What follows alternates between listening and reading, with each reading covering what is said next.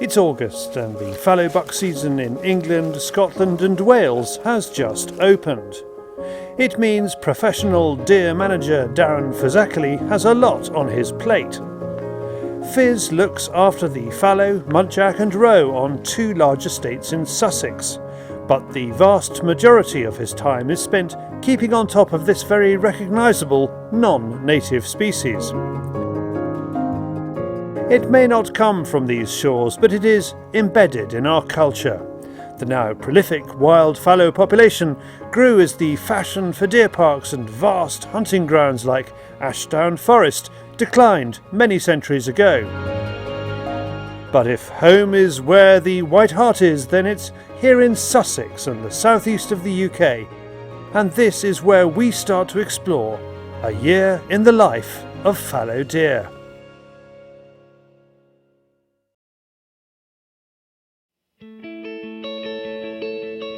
Because of their success, fallow deer have to be controlled. They may be a welcome addition to the countryside, but when you find a herd of them eating your crop, a balance has to be struck. Which is where Fizz comes in. It's a pleasant July evening and we join Fizz with his trusted volunteer stalkers for pre-season barbecue and checks down at the range.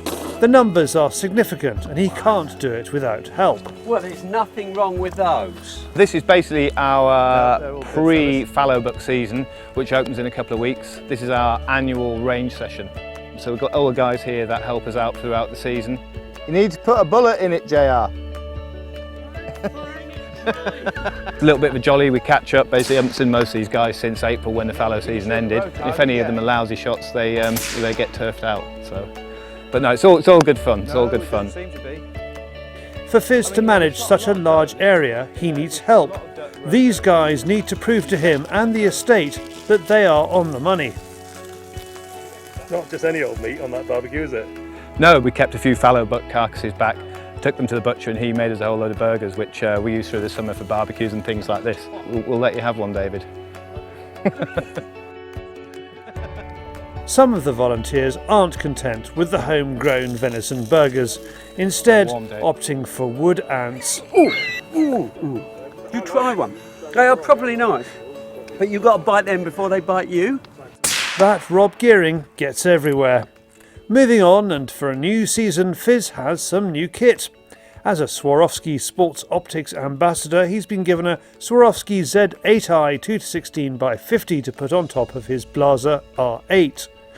Plus, he started using a Wildcat round, which, although it's harder to get hold of, he reckons has lots of benefits. It was designed by David Tubb, who's a long-range American target shooter.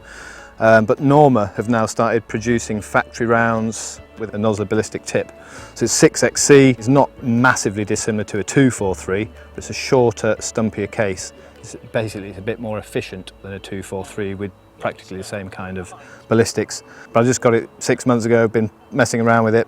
It's a brilliant calibre, super accurate, very light recoil, great for the deer park and great for all species, but particularly the smaller species. But yeah, so far very impressed with it, David. So the difference between 243 and this is what would you say? So just to sum up, it's just a shorter case. It uses less powder and gives you the same performance as a 243. And the other advantage is effectively you get better barrel life out the rifle because there's less powder burn going on there. No, good bit of kit. So good results. Yeah, not bad at all. Actually, everyone's shot pretty straight today. As you can see, some nice groups there. That's Hugo's. Don't tell him. Just past that on the left-hand side, you'll see the seat there. And it's on the edge of the ride then? Yeah, pretty much. It's now August and time to implement the management plan. Although he will take clients out stalking, his priority is the estate, making sure the Christmas tree plantation and the arable crops are not jeopardised. He spots a herd and sizes up the bucks. If it goes to plan, if we take him off the left of the group, it could push the rest just a bit further out into the fields, I guess.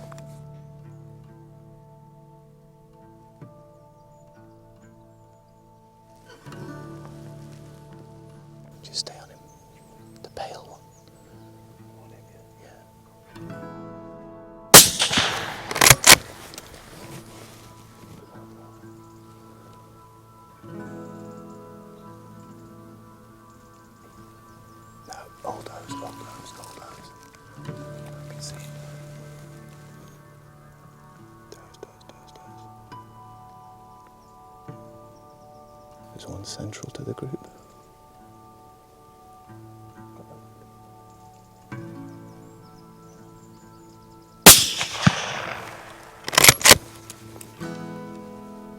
Yeah, 151 metres that second deer. And the first shot was probably about, I don't know, just over 100. Yeah, it's a cracking field this, because you've got a really lovely, nice, safe backstop. Took one out the left of the group, hoping that the rest of them would run further into the middle of the field, which that time it went to plan. It doesn't always work, but that time it went to plan. You see there was 25, 30 deer just in that one group there, and there's a lot of groups like that on the estate.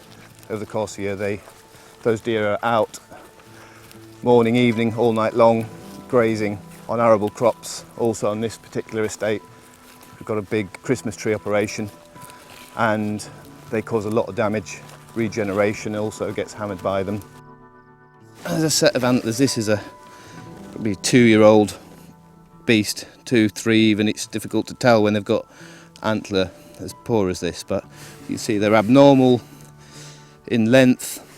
There's no real kind of thickness to them, and that really is a perfect animal to take out as far as the buck cull's concerned. What would have stopped you shooting a buck? This is a numbers game basically here. You know, we're under pressure because of the extensive damage they do. If we had 50 deer, a group of 50 deer on the entire estate, we could be really selective about the management of the bucks and the antler. But really what we're trying to do here is get the numbers down, because there are so many on this estate. There are so many on all the estates that we manage. It's the same principle.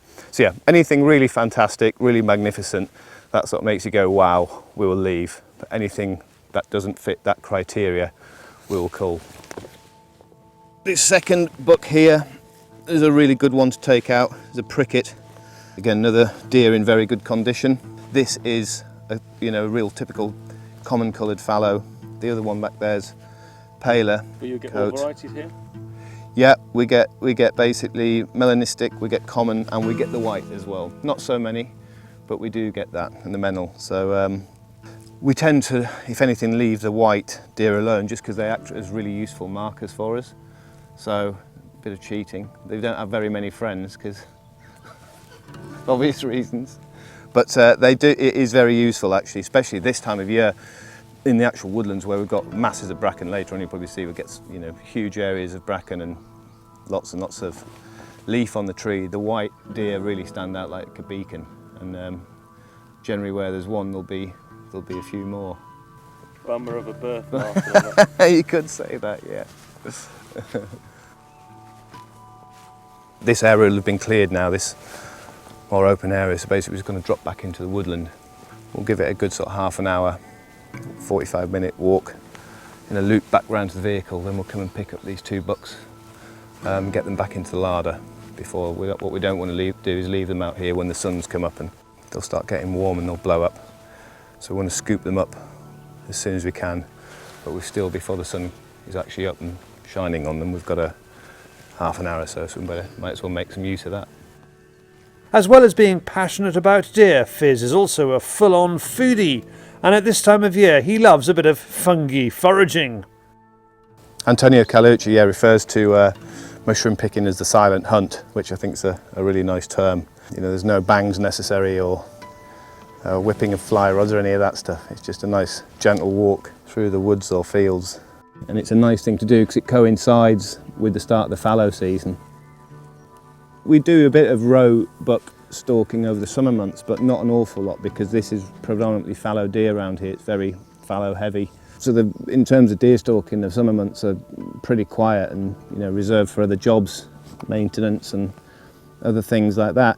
So yeah, all this time of year, as the fallow get into gear, we sort of see this kind of thing happening, and all a good little indicator that for me that the season's begun and that we've got 9 months of hard work ahead of us.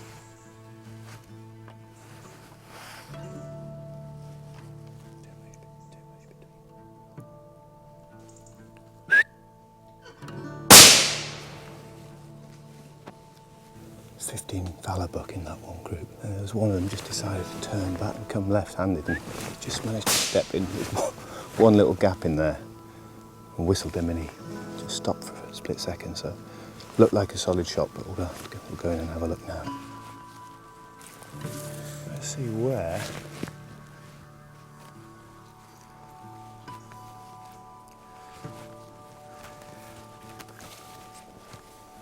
Not a great head, really good condition beast though, it's in fantastic condition.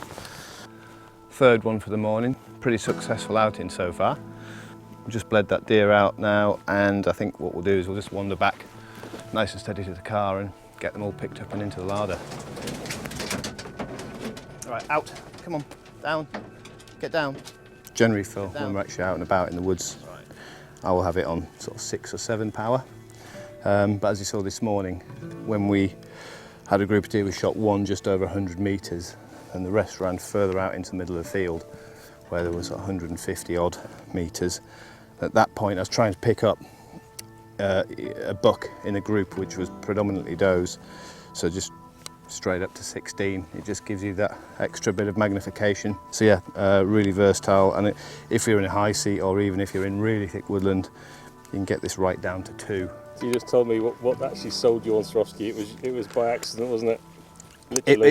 It was by accident. Yeah, we're trying a Swarovski scope out on the rifle, and I went down a little bit of a hill and went to clear a little drainage ditch, like a complete numpty. I caught my toe of my boot in a root and went completely head over heels and smacked the deck with a big old thwack and whacked the rifle.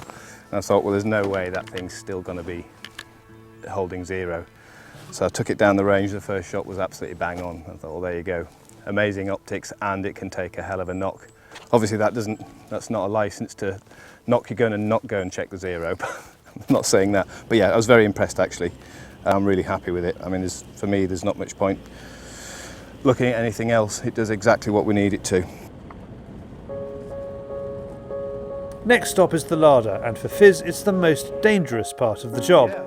So much concentration goes into the hunt that here is where you can sometimes let your guard down. What are your soapstones exactly? Wore them out. Great bit of kit for gralloching. This is called a tripe knife. So basically this got a rounded edge, which means that when you're opening to gralloch it, basically you don't puncture the gut effectively. You just keep the ball like that.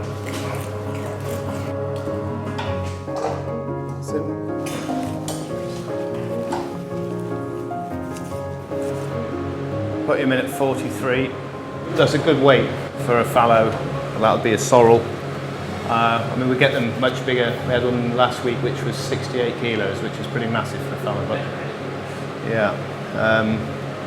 But yeah, that's a good weight this time of year. And then we'll sort of straight in, then we'll tag him up straight into the chiller room. So yeah, we'll just tag these all up now, and they're ready for either us to process or to send off to the game dealer.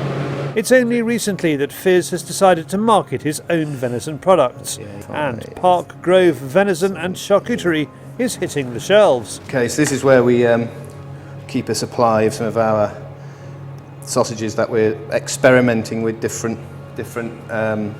flavours, mixes, spices, etc. We've got some nice smoked chili and paprika ones there, which you're going to have to try those, David. It's a hard job, but someone's got to do it, David. The life of a Fieldsports cameraman, eh? It's the end of a busy morning. 3 fallow deer are shot and processed. It's wild food prepared to the highest standards, and that's just what Fizz wants: a sustainable resource in balance with farming, forestry and the local community.